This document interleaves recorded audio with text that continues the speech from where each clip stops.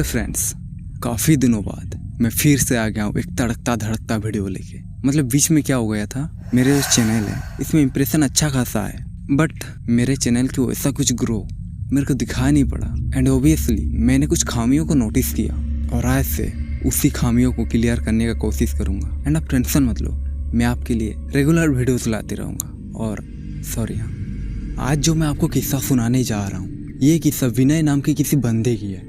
And अगर आपके साथ भी कभी कुछ ऐसा इंसिडेंस हुआ है या कुछ ऐसा घटना घटी है जो आप मेरे से शेयर करना चाहते हो, आप मुझे इंस्टाग्राम पर डीएम कर सकते हो। तो फ्रेंड्स, यहाँ पे कुछ ही लोग होंगे जो भूत प्रेत या ऐसे पैरानॉर्मल एक्टिविटीज़ पर भरोसा करते हैं, लेकिन मैक्सिमम बंदे इन सभी बातों पर भरोसा नहीं करते, इन्हें बेफिजूल और बेमतलब मानते हैं। मतलब वो ये सोचते हैं कि इन सभी चीज़ों का कोई अस्तित्व ही नहीं है, क्योंकि उन्होंने कभी ऐसा घटना या ऐसा इंसिडेंट्स फेस करा ही नहीं है। इसीलिए उन लोग मानते ही नहीं है कि ये सब चीज़ बोल के भी कुछ होता है। बट कुछ डरावनी और खौफनाक घटना जिसके साथ घटी है सिर्फ और सिर्फ वही लोग समझ सकते हैं कि आखिर ये चीज़ है क्या। एंड जिसके साथ नहीं घटा है, मैं गॉड से प्रे करूँगा कि आगे भी उन लोग के साथ कभी ऐसा घटना घटे ही नहीं, क्योंकि जो ऐसी चीज़ों का सामना कर चुके हैं उन लोगों के आगे की ज़िंदगी जीते जी मौत से बदतर हो गई है। तो चलिए बिना टाइम वेस्ट किए आज की कहानी को शुरू करते हैं। विनय जो एक बहुत मैच्योर टाइप का बंदा है, वो किसी प्राइवेट कंपनी में जॉब करता है।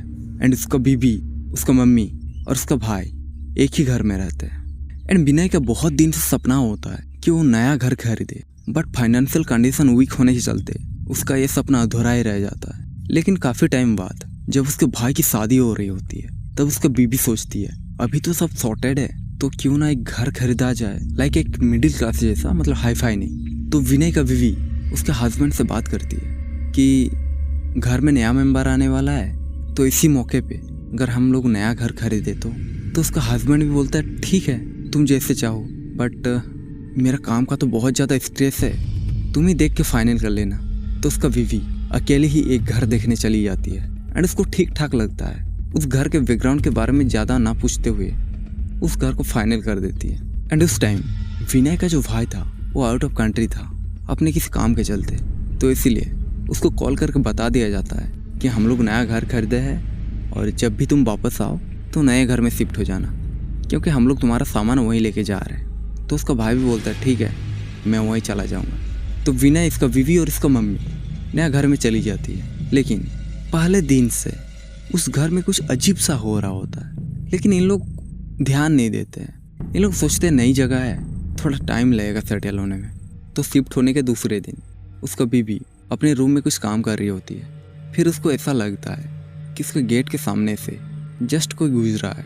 उसको लगता है मम्मी जी होगी, लेकिन उसके जस्ट 5 से 10 सेकंड बाद उसको मम्मी का कॉल आता है। ये सोचती है अभी तो मेरे साथ मम्मी छत पे थी, तो अभी क्या अचानक एहसान पड़ा है जो मेरे को कॉल कर रही है। तो कॉल पिकअप ना करते तो डायरेक्ट छत पे चली जाती है और वहाँ जाके देखती है इसका मम्मी है ही नहीं। तो रूम में वापस आकर इसका मम्मी को कॉल लगाती है, पूछती है हेलो मम्मी जी आप कहाँ हो, अभी तो आप मेरे साथ छत में थी।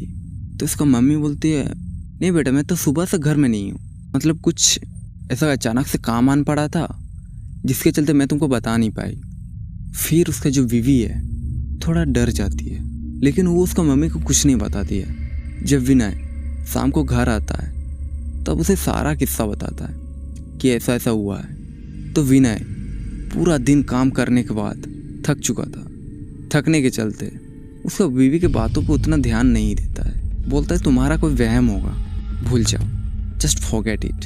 तो उसका बीवी भी इसको ज़्यादा माइंड ना करते हुए नॉर्मल हो जाती है। एंड उसके बाद वाले दिन जब विनय अपने ऑफिस गया होता है तो उसका मम्मी किचन में कुछ बना रही होती है, लेकिन अचानक उसको ऐसा लगता है कि पीछे से उसके बाल पकड़ के कोई खींचा, बट वो जैसे पीछे मुड़ी वहाँ कोई नहीं था। लेकिन वो भी उस बात को इग्नोर कर देती है एंड किसी को कुछ नहीं बताती है। बट जब विनय ऑफिस में था तो उसके बीवी के मम्मी का कॉल आता है, मतलब इसके ससुराल से कॉल आता है। उसका मम्मी जी बोलते हैं बेटा कहाँ हो। विनय बोलता है ऑफिस में हूँ मम्मी जी, क्या बात है बोलिए ना। तो उसका मम्मी बोलती है कि प्रिया के पापा का, मतलब विनय का जो बीवी था, तो इसके पापा का अचानक से तबीयत खराब हो गया था। तो विनय को बोलते क्या तुम आ सकते हो। तो विनय बोलता नहीं अभी तो मैं ऑफिस में हूँ, कुछ ज़रूरी काम है, मुझे अटेंड करनी ही पड़ेगी। बट विनय बोलता है कोई बात नहीं, मैं अपनी बीवी को कॉल करके बोल देता हूँ कि वो चली जाए और मैं शाम को चले जाऊँगा। तो विनय इसको बीवी को कॉल करके बोलता है ऐसा ऐसा बात है, तुम अपने घर को निकल जाओ। तो इसका बीवी भी ना देरी करते हुए ट्रेन पकड़ के चली जाती है। एंड विनय को घर लौटते लौटते रात हो गया था, करीब 9:30 के आसपास। तो विनय सोचता है कि अभी कैसे जाऊँगा, अभी गाड़ी तो है ही नहीं। तो ये सोचता है कि अभी डिनर विनर करके सो जाता हूँ, कल सुबह निकल जाऊँगा। एंड ठीक वैसे इसके मम्मी के साथ डिनर विनर करता है और फिर वो सोने के लिए चला जाता है। बट रात में 2 बजे के करीब वो टॉयलेट के लिए उठता है, बट वो अपने बेड से उठ नहीं पाता। मतलब उसको ऐसा फील हो रहा जैसे कोई उसको जकड़ के रखा है।